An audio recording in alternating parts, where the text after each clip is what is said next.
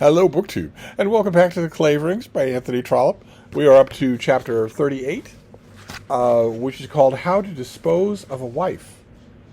Because we have a visit in the offing. We have a vacation coming up. Sir Hugh and his brother Archie are leaving for the coast of Norway. They are going to be on a yacht for months and months. Not coming back until October. This is the next chapter. When Sir Hugh came up to town, there did remain to him quite a week before the day on which he was to leave the coast of Essex in Jack Stewart's yacht for Norway. And he had a good deal to do in the meantime in the way of provisioning the boat. Fortnum and Mason, no doubt, would have done it all for him without any trouble on his part, but he was not a man to trust any Fortnum or any Mason as to the excellence of the article supplied, or as to the price. He has to do it himself. There are people who outfit a yacht for you with stores, but he desired to have good wine, very good wine, but he did not desire to pay a very high price. No one knew better than Sir Hugh that good wine cannot be bought cheap, but things may be costly and yet not dear, and they may be both. As to such matters, Sir Hugh was wont to pay very close attention himself. He had done something in that line before he left London, and immediately on his return he went to work again, summoning Archie to his assistance, but never asking Archie's opinion, as though Archie had been his head butler. Immediately on his arrival in London, he cross-questioned his brother as to the marriage prospects. That did not go well. "I suppose you are going with us?" Hugh said to Archie, as he caught him in the hall of the house at Berkeley Square on the morning after his arrival. "Oh dear, yes," said Archie. "I thought this was quite understood. I've been getting my traps together." The getting his traps together had consisted in the ordering of a sailor's jacket with brass buttons and 3 pairs of white duck trousers. Archie doesn't have any idea that his brother has already determined that since this marriage won't come off, we'll go sailing, but after that you're not welcome at the house in Berkeley Square. You can't just show up here and get your 3 meals a day. No, you find another place to live. "All right," said Sir Hugh, "you had better come with me into the city this morning. I am going to Boxall's in Great Thames Street." "Are you going to breakfast here?" said Archie. "No, you can come with me at the Union in about an hour. I suppose you've never plucked up courage to ask Julia to marry you?" "Yes, I did," said Archie. "And what answer did you get?" Archie found himself obliged to repudiate with alacrity the attack upon his courage which his brother had so plainly made. But, beyond that, the subject was one which was not pleasing to him. "Well, what did she say to you?" asked his brother, who had no idea of sparing Archie's feelings in the matter. "She said, indeed, I don't remember exactly what she said." "But she refused you?" "Yes, she refused me. I think she wanted me to understand that I had come to her too soon after Ongar's death." "Then she must be an infernal hypocrite, that's all," said the brother. "But of any hypocrisy in this matter, the reader will acquit Lady Ongar, and will understand that Archie had merely lessened the severity of his own fall by a clever excuse." After that, the 2 brothers went to Boxall's in the city, and Archie, having been kept fagging all day, was sent in the evening to dine by himself at his own club. Sir Hugh was desirous of seeing Lady Ongar, and had caused his wife to say as much in that letter which she wrote to her sister.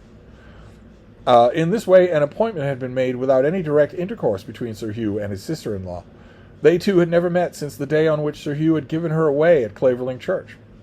To Hugh Claverling, who was by no means a man of sentiment, this signified little or nothing. When Lady Ongar had returned a widow, and when evil stories against her had been rife, he had thought it expedient to have nothing to do with her. He did not himself care much about his sister-in-law's morals, but should his wife become much more complicated with a sister damaged in character, there might come of it trouble and annoyance. Therefore he had resolved that Lady Ongar should be dropped. But during the last few months things had in some respects changed. The Courton people, that is to say Lord Ongar's family, had given Hugh Claverling to understand that, having made inquiry, they were disposed to acquit Lady Ongar, and to declare their belief that she was subject to no censure. They did not wish themselves to know her, as no intimacy between them could now be pleasant, but they had felt it to be incumbent on them to say as much as that to Sir Hugh. Sir Hugh had not even told his wife, but he had twice suggested that Lady Ongar should be asked to Claverling Park. In answer to both these invitations, Lady Ongar had declined to go to Claverling Park. I think this is fascinating, and I wish we knew more about it. As far as we know, Lord Ongar's people, the Courton family, don't like her. They don't want her in possession of Ongar Park. They want to contest her legacy, to contest the will. That's the last we knew of them. She doesn't know anybody in that family, never met any one of them. They didn't go to the wedding at Clavering Rectory. And yet, somewhere in the host of the Courton people, she has a champion. Someone has changed the family's mind. Someone has got the family to tell at least Sir Hugh that she is blameless, that these rumors that are going around about her, that they were presumably going to use to get Ongar Park out of her, aren't true. What caused that? What caused them to change their mind? And now Sir Hugh had a commission on his hands from the same Courton people, which made it necessary that he should see his sister-in-law, and Julia had agreed to receive him.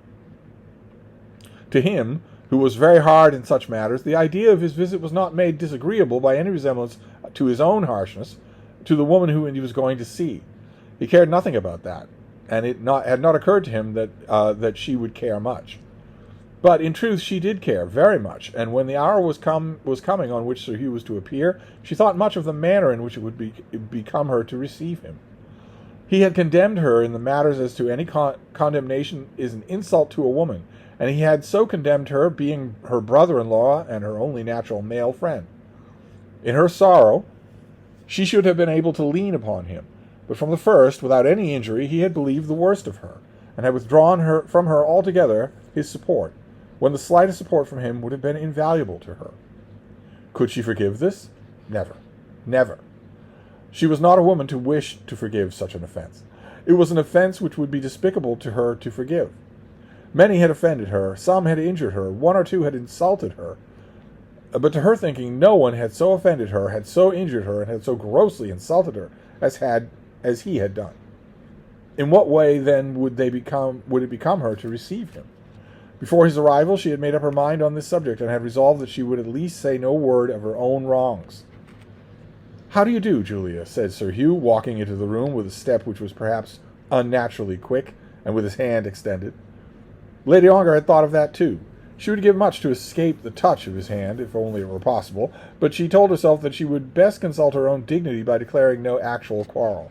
So she put out her fingers just to touch his palm. "I hope Hermie is well," she said. That's her sister, Hermione. "Pretty well, thank you. She's rather lonely since she lost her poor little boy, and would be very glad if you would go to her." "I cannot do that, but if she would come to me, I should be delighted." "You see, it would not suit her to be in London so soon after Hughie's death." "I am not bound to London. I could go anywhere else, except to Clavering." You never go to Ongar Park, I am told." "I have been there. But they say you do not intend to go again." "Not at present, certainly. Indeed, I do not suppose that I shall ever go there. I do not like the place." "That's just as they have told me. It is about that, partly, that I want to speak to you. But if you don't like the place, why shouldn't you sell your interest in it back to the family? They'd give you more than the value for it." "I do not know that I would care to sell it." "Why not, if you don't mean to use the house? I might as well explain at once what it is that has been said to me. John Courton, you know, is acting as guardian for the young Earl, and they don't keep up so large a place as the castle. Ongar Park would just suit Mrs. Courton." Mrs. Courton was the widowed mother of the young Earl, "and they would be very happy to buy your interest." "Would not such a proposition come best through a lawyer?" said Lady Ongar. "The fact is, they think that they've been a little hard on you," said Sir Hugh. "I have never accused them. But they feel it themselves, and they think that you might take it perhaps amiss if they were to send you a simple message through an attorney. Courton told me that he would not have allowed any such proposition to be made if you had seemed disposed to use the place. They wish to be civil, and all that kind of thing." "Their civility or incivility is indifferent to me," said Julia. "But why shouldn't you take the money?" "The money is equally indifferent to me." "You mean to say that you won't listen to it? Of course they can't make you part with the place if you wish to keep it." "Not more than they can make you sell Clavering Park," she says. "I do not, however, wish to be uncivil, and I will let you know through my lawyer what I think about it. All such matters are best managed by lawyers." I think we can understand here that the main reason why she's not getting rid of Ongar Park completely, immediately, is because she's not 100% sure that she won't be able to hand it to Harry Clavering. After that, Sir Hugh said nothing further about Ongar Park. He was well aware, from the tone in which Lady Ongar answered him, that she was averse to talk to him on that subject, but he was not conscious that his presence was otherwise disagreeable to her, or that she would resent any interference from him on any other subject, had he been cruel to her. Because he had been cruel to her. So after a little while he began again about Hermione. As the world had determined upon acquitting Lady Ongar, it would be convenient to him that the two sisters should be again intimate, especially as Julia was a rich woman. His wife did not like Clavering Park, and he certainly did not like Clavering Park himself. If he could once get the house shut up, he might manage to keep it shut for years to come. His wife was now no more than a burden to him, and it would suit him well to put off the burden to his sister-in-law's shoulders. It was not that he intended to have his wife altogether dependent on another person, but he thought that if the two were established together, in the first instance merely as a summer arrangement, such establishment might be made to assume some permanence. This would be very pleasant to him. Of course, he would pay a portion of the expense, as small a portion as might be possible, but such a portion as might enable him to live with the credit before the world. "I wish I could think that you and Hermie might be together while I am absent," he said. "I shall be very happy to live with her if she will come to me," Julia replied. "What, here in London? I am not quite sure that she wishes to come up to London at present." "I have never understood that she had any objection to being in town," said Lady Ongar. "Well, not formerly, certainly, but now, since her boy's death." "Why should his death make more of a difference to her than to you?" To this question Sir Hugh made no reply. He's perfectly happy to come up to London any time he pleases. The reply is that he didn't care about the boy, except as an heir. "If you are thinking of society, she could be nowhere safe from any such necessity than with me. I never go out anywhere. I have never dined out, and even spent an evening in company since Lord Ongar's death, and no one would come to me here to disturb me." "I don't mean that." "I don't quite know what you mean. From different causes, she and I are left pretty nearly equally without friends." "Hermione is not left without friends," said Sir Hugh with a tone of offense. "Well, there's the Clavering family. Certainly he isn't her friend. Were she not, she would not want to come to me. Your society in London, to which she does not come, or in other country houses than your own, to which she is not taken. She lives altogether at Clavering, and there is no one there except your uncle." "Whatever neighborhood there is, she has, just like other women." "Just like other women, no doubt. I shall remain in town another month, and after that I shall go somewhere. I don't much care where. If Hermie will come to me as my guest, I shall be most happy to have her, and the longer she will stay with me, the better. Your coming home need make no difference, I suppose." There was a keenness of reproach in her tone as she spoke, which even he could not but feel and acknowledge. He was very thick-skinned to such reproaches, and would have left this unnoticed had it been possible. Had she continued speaking, he would have done so, but she remained silent, and sat looking at him, saying with her eyes the same thing that she had already spoken with her words. Thus he was driven to speak. I don't know," said he, "whether you intend that as a sneer." She was perfectly indifferent to whether or not she had offended him. Only that she had believed that the maintenance of her own dignity forbade it, she would have openly rebuked him and told him that he was not welcome in her house. No treatment from her, as she thought, could be worse than he deserved from her. His first enmity had injured her, but she could afford to laugh at his present anger. "It is hard to talk to you about Hermie without what you are pleased to call a sneer. You simply wish to rid yourself of her." "I wish no such thing, and you have no right to say so." He does. She's absolutely right. "At any rate, you are ridding yourself of her society, and if under those circumstances she likes to come to me, I shall be glad to receive her. Our life together will not be very cheerful, but neither she nor I ought to expect a cheerful life." He rose from his chair now with a cloud of anger upon his brow. Doesn't like being talked to the way he talks to others. She's talking to him exactly the way he talks to other people. "I can see how it is," said he. "Because everything has not gone smooth with yourself, you choose to resent it upon me. I might have expected that you would not have forgotten in whose house you met Lord Ongar." "No, Hugh, I forget nothing. Neither when I met him, nor how I married him, nor any of the events that happened since. My memory, unfortunately, is very good." "I did all I could for you, and should have been safe from your insolence." "You should have continued to stay away from me, and you would have been quite safe.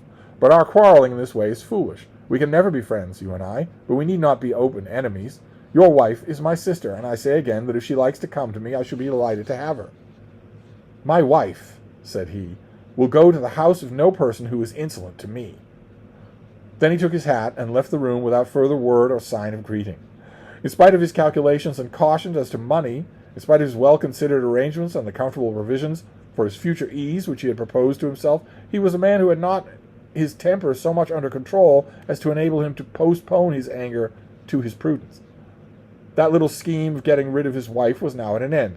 He would never permit her to go to her sister's house after the manner in which Julia had just treated him. When he was gone, Lady Ongar walked about her own room, smiling, and at first was well pleased with herself. I don't know why you would be. He's going to take it out on your sister.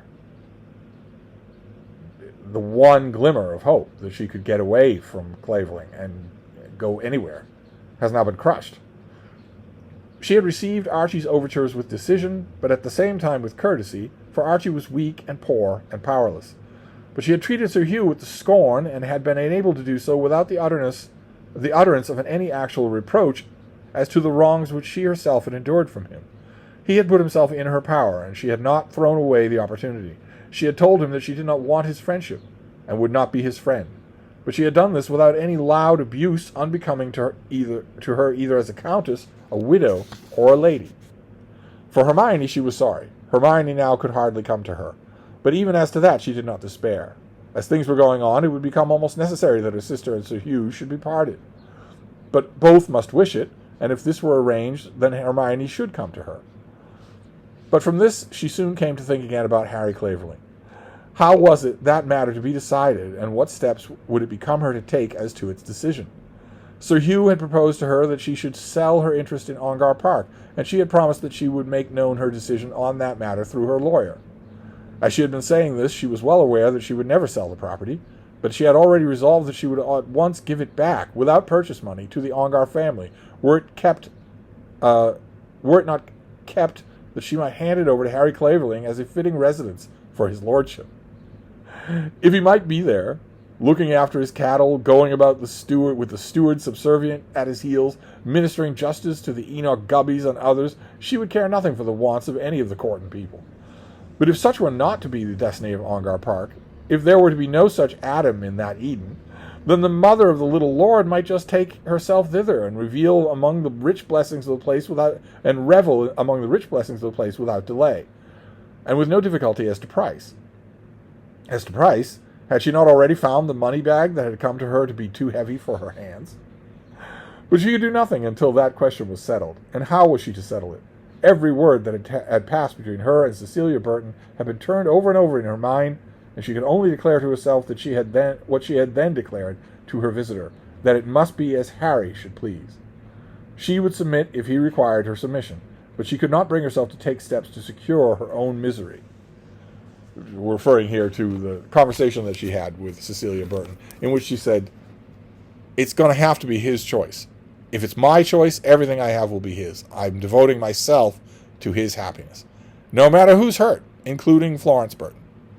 But that was Sir Hugh trying to fob his wife off, trying to get her out of the house so that he could board up Clavering Place and rent it.